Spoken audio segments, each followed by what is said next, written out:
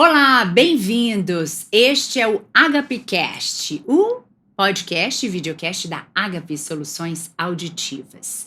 Eu sou a Priscila de Paula, host, e as nossas entrevistadas de hoje que vieram falar sobre o quanto a saúde auditiva impacta na vida de crianças, adultos e idosos são a fonoaudióloga Ana Lívia Libardi, que é mestre pela USP, doutora pela UFMG, ela é audiologista, e a médica Tatiana Matos, otorrinolaringologista, especialista em cirurgia de ouvido.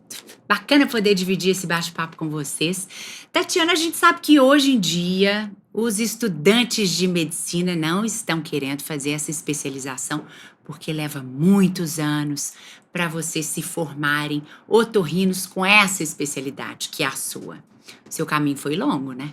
Sim, eu sou formada, eu fiz medicina na UFMG, depois eu fiz a residência médica de otorrinolaringologia, lá em Brasília, no Hospital das Forças Armadas. Depois eu me especializei em otorrinopediatria, no Hospital Pequeno Príncipe. Depois eu fiz cirurgia de ouvido no hospital em Salvador, Irmã Dulce. E depois eu me especializei na Suíça, fiquei lá 3 meses acompanhando o professor Thomas Linder, que utiliza as técnicas do professor Hugo Fisch para a realização de cirurgias de ouvido. Então, realmente é um caminho bem longo. Foram quantos anos nessa trajetória? Mais ou menos uns 11 anos de estudos. O que a gente... especialização. 11 anos além da faculdade, né? Contando tudo, são 6 anos de faculdade de medicina, 3 anos de residência, 2 anos de especialização de ouvido, depois mais um de especialização em técnicas do professor Hugo Fisch. Então, soma tudo aí, dá uns 11 anos.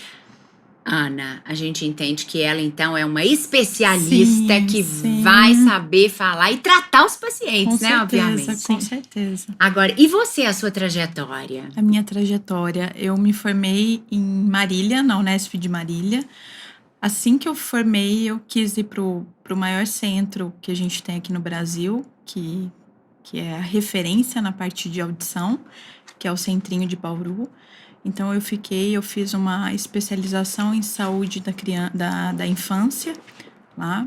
Depois, eu fiquei para o mestrado, fui um pouquinho para a área acadêmica, fiquei tempo de mestrado, participei de vários projetos que hoje são referências no Brasil, como o projeto do Sistema FM.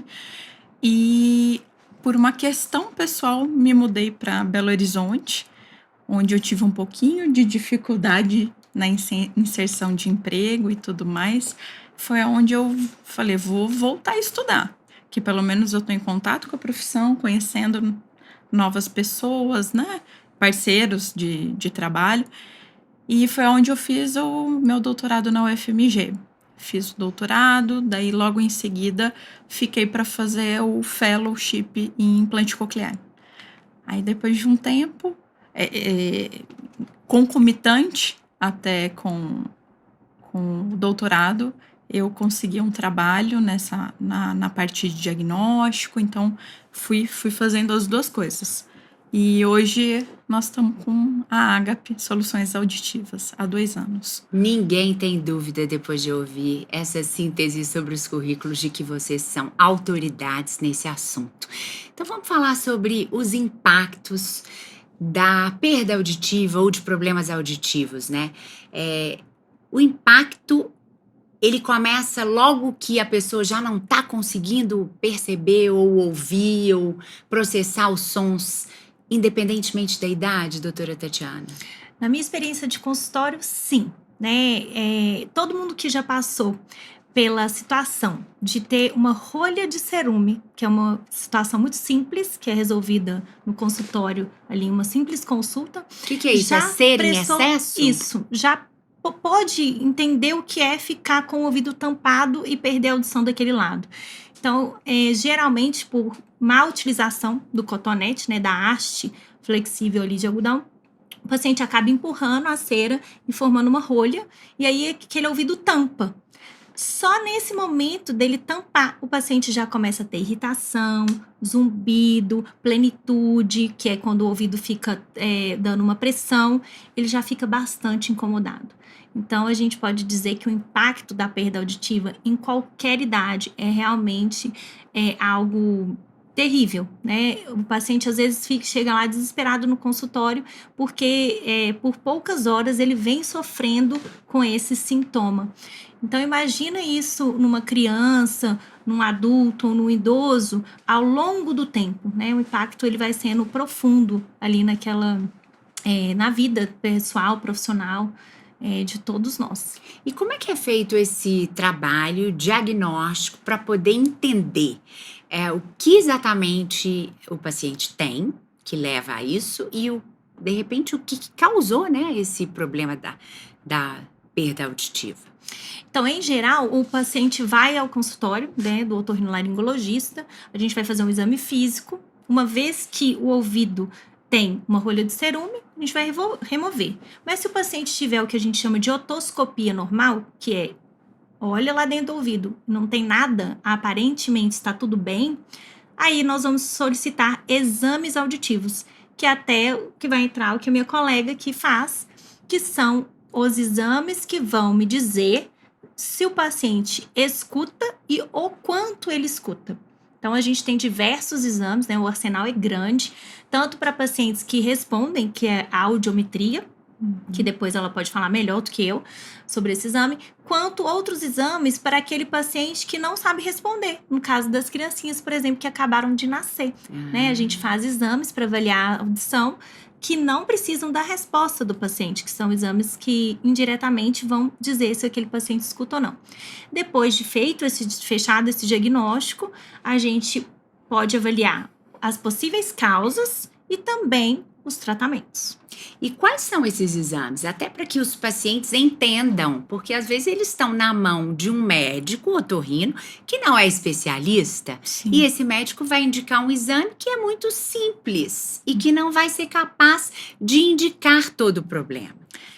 Quais são esses exames? Conforme a doutora Tatiana falou, quando a gente tem pacientes que têm condição de dar uma resposta, então a gente opta por exames que é a audiometria, que é o exame feito em cabine, onde o paciente escuta o apito e dá a resposta. Então, é algo que depende do paciente de fazer. Mas é um exame que é feito muito em trabalho, assim, para exames admissionais, né? Isso.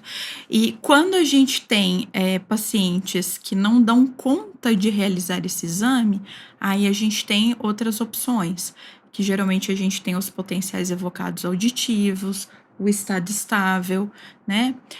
Até o BERA, né? Que é o potencial evocado. E aí não depende da resposta do paciente. Geralmente são exames que se for em criança, tem que estar dormindo. Se for em adulto, em idoso, tem que estar no estado mais relaxado possível, para a gente poder ter respostas fiéis a isso.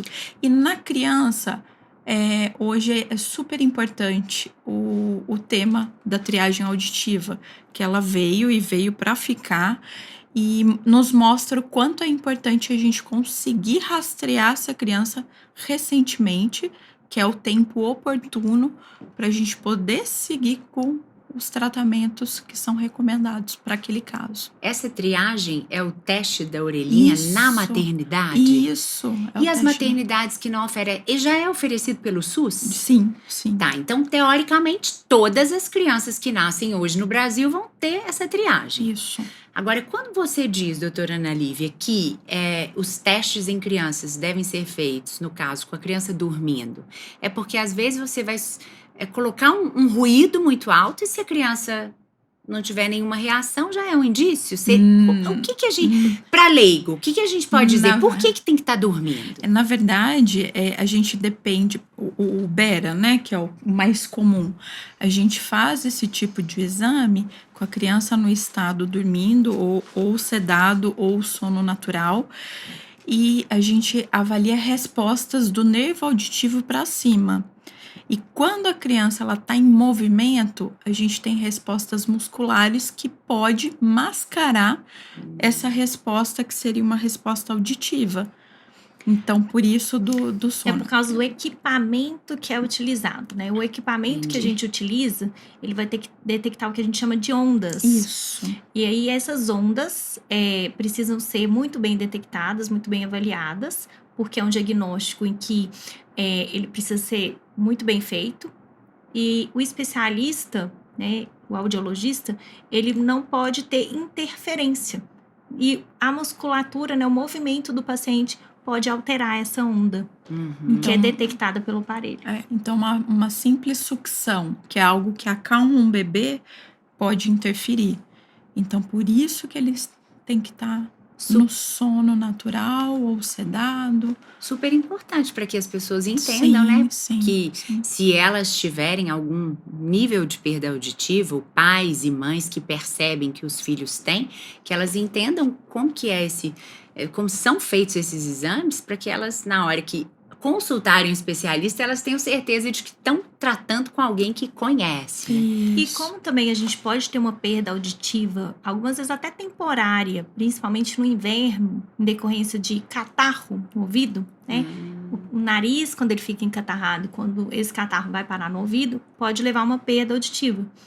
Então, foi criado também uma lei que orienta que nas escolas seja feito a triagem anual com exame audiológico, no caso a audiometria, para poder avaliar alguma perda auditiva na infância. Então, não somente pacientes, né, crianças quando nascem, passam pela triagem, mas depois elas vão passar novamente, anualmente, por uma triagem auditiva. Mas essa lei foi regulamentada, ela está valendo? Nas escolas dos nossos filhos, eles estão sendo avaliados? Em geral, alguns colégios já orientam, né, já tem esse serviço de orientação aos pais e às mães. Mas ainda não é uma lei nacional, então não é uma lei que está em vigor. Mas muitas vezes a gente recebe no consultório orientação, né, os pais e mães que já tiveram essa orientação de repetir esse exame anualmente. Ah, que bacana. E existem algumas crianças também que quando nascem tem que fazer uma triagem auditiva alargada, que a gente fala, que elas têm que a gente chama de fator de risco, um potencial maior de apresentar. Então não faz só o teste da orelhinha, né, esse que todo mundo vai fazer, nasceu, tem que fazer, mas crianças de risco que a gente fala, então crianças, por exemplo, que nasceram e foram para UTI, ou foram prematuros, ou até mesmo nasceram com muito baixo peso. Então, todas as crianças que tiveram fatores de risco para surdez, elas vão acompanhar, ou idealmente deveriam acompanhar, com o otorrinolaringologista especializado nessa área, por até atingir 3 anos de idade. Essa criança tem que acompanhar a sua audição. Agora, você está falando sobre crianças que têm algum fator de risco, como bebês prematuros, né? A gente sabe, por causa da evolução da medicina reprodutiva, muitas famílias estão recorrendo à reprodução assistida e aí, em muitos casos de, principalmente gêmeos, trigêmeos, né? As crianças vão nascer antes da hora. Sim. Isso é um fator de risco, porque e acontece com frequência? Sim, acontece e a gente tem que entender que às vezes é uma perda leve. Né? Não significa que seu filho vai nascer completamente surdo. E essa perda leve, ela gera impacto na vida da criança e ela gera impacto no que a gente chama de processamento auditivo central. Sim. Então, aquele paciente que escuta, mas não escuta 100%, ele não vai entender 100%. E aí ele não vai raciocinar 100% e ele vai ter uma alteração cerebral desse processamento. Eu adoro explicar para o meu consultório assim. Você, Priscila, fala português. Você nasceu aqui no Brasil, não é isso? Sim. Você fala chinês? Não. Não. Se você tivesse nascido na China, você provavelmente iria falar chinês. Por quê? Porque você, ao nascer, teve contato com a língua. Então, você ouviu português. Então, você falou português. Se você escuta errado, com a perda. Entre aspas, para quem não está nos vendo, mas está nos ouvindo. Isso, entre aspas, exatamente. Porque você escuta, mas você não escuta tão corretamente, porque você tem a perda. você vai falar errado, você vai processar errado. Uhum. Então, eu sempre tento explicar para os pais desse jeito. Então, mesmo que a perda seja leve, a gente tem que buscar o tratamento dessa recurso perda correto. auditiva.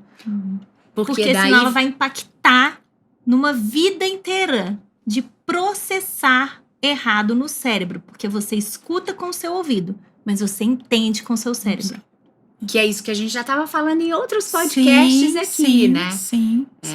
E pegando um gancho da doutora Tatiana, a gente tem perdas desde leve até uma perda profunda. Então, a gente passa por perda leve, moderada, moderadamente severa, severa e profunda. Então, tem vários graus e vários tipos de perda, né? Então, por isso que é importante identificar. E como a gente já comentou em outros podcasts, a criança, quando ela nasce, ela passa praticamente o primeiro ano só recebendo informação.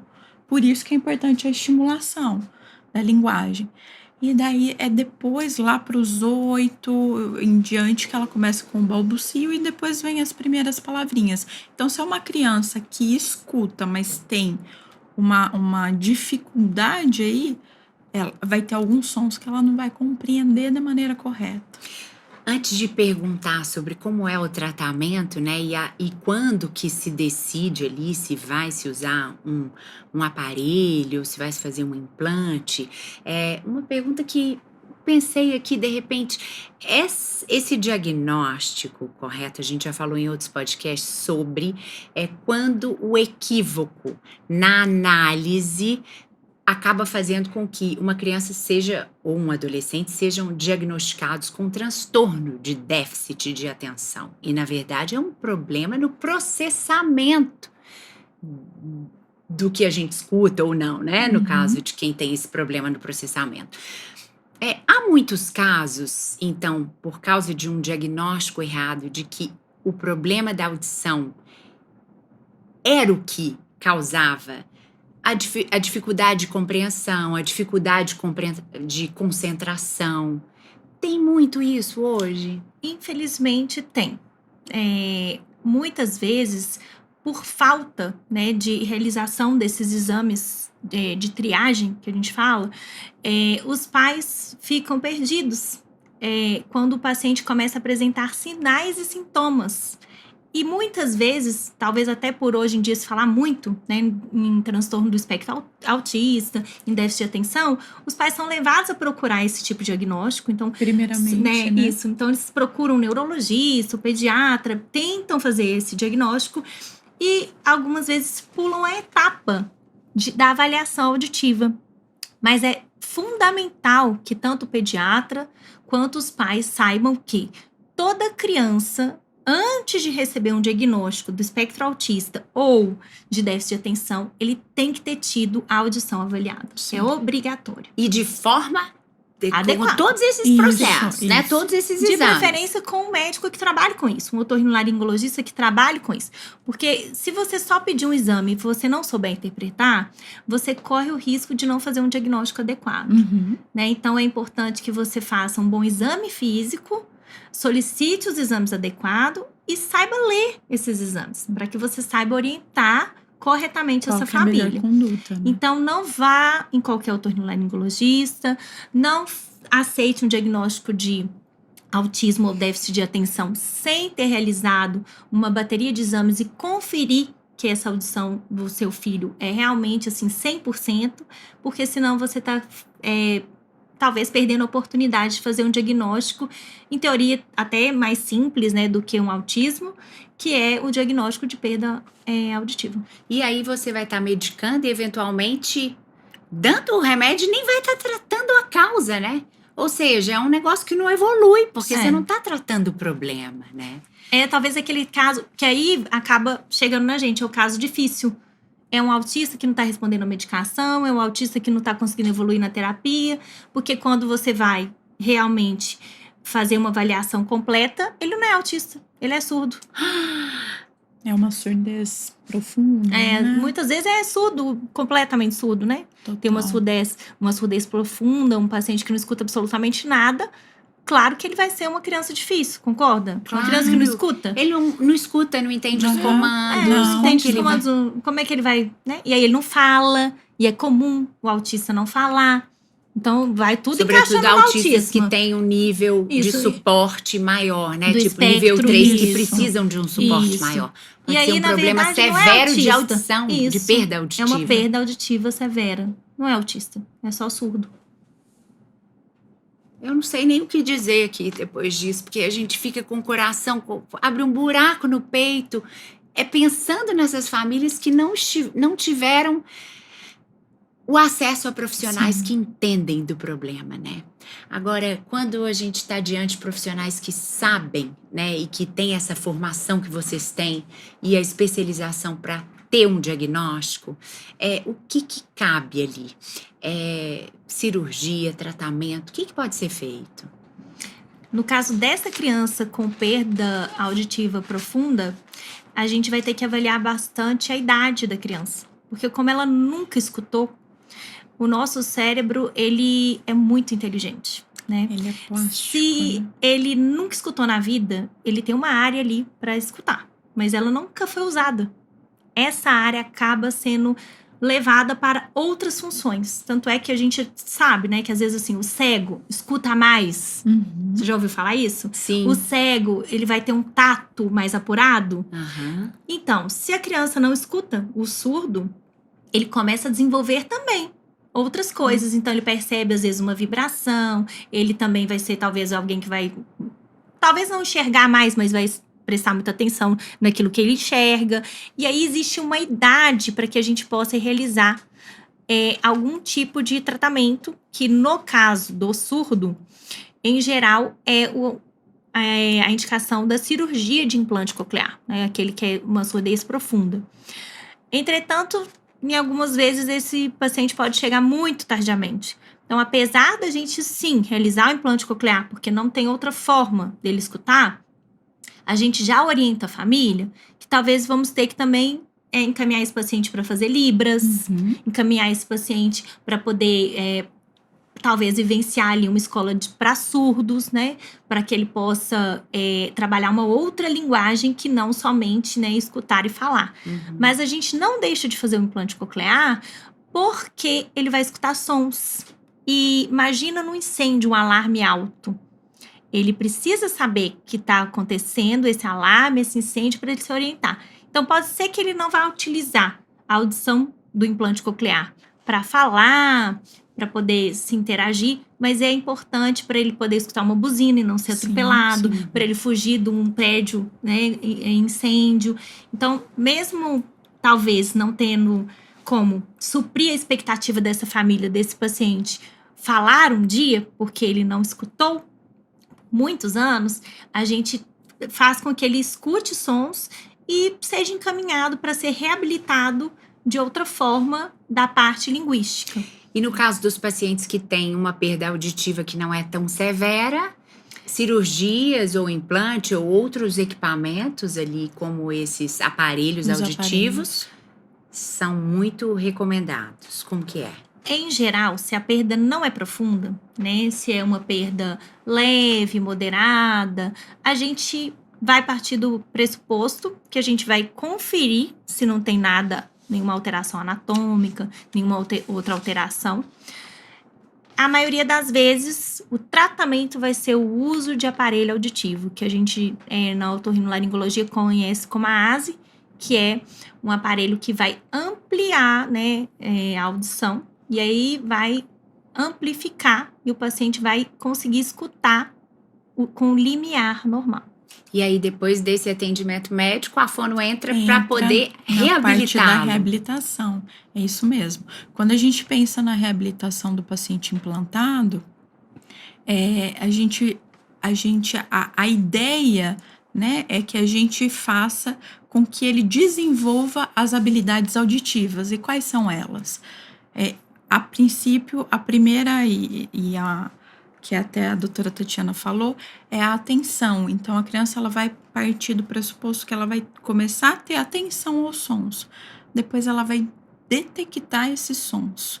E depois de um próximo passo, ela vai discriminar Então, ela vai começar a discriminar um som curto de um som longo, então uma palavra curta de uma palavra mais longa. Depois de um tempo, vem o reconhecimento dessas palavras, que daí ela já sabe o que é, e ela já dá o significado para isso. Então, ela conhece a palavra quando ela escuta e já referencia. E depois vem a compreensão, que é o que os familiares querem que as crianças atingem, é a compreensão. Então, é esse o trabalho da fonoaudiologia nesse processo da reabilitação. Independentemente da idade, o diagnóstico correto e o acompanhamento, Sim. a reabilitação mudam a vida de qualquer paciente. Com certeza. Com certeza. Com certeza. Foi um prazer dividir esse bate-papo com vocês, doutora Tatiana Matos, otorrinolaringologista, fonoaudióloga Ana Lívia. Foi um prazer. E vocês estão aí compartilhando informações, o podcast da Agape está disponível. Conhece alguém que vai se beneficiar desse conteúdo? Divide, então, compartilhe e siga a Agape nas redes sociais. Muito obrigada, meninas. Obrigada. E parabéns pelo trabalho, né? Nós que agradecemos. A gente espera que essas informações cheguem ao maior número de Sim, pessoas, com né? certeza. Para mudar mais vidas. Agape, o cuidado que conecta.